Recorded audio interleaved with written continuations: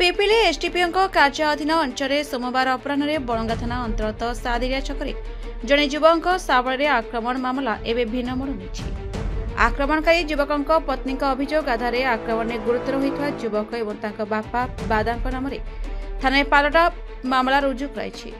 सूचना मुताबक सादिरिया छकरे एक दुकान सामने सादिरिया ग्रामर दिलीप बराड़ पशिला बेले बड़निंगा ग्रामर प्रमोद कुमार बेहेरा नामक जड़े युवक हाथ में एक साबल धरी दिलीप को मुंड को आक्रमण कर फटाई देता। आक्रमण पछरे प्रमोद को पत्नी को दिलीप गुणीगाड़ी करथवा नहीं प्रमोद संदेह कर दिलीप को आक्रमण करथिबा चर्चा होइतला। ए घटना रे दिलीप को अभियोग आधार थाना एक मामला रुजु कराइतला बेले प्रमोद को पत्नी दिनता हुई गत 2 मास धरी दिलीप मंद उद्देश्य बबिता स्नान शौच करने समय पीछा कर आसुला।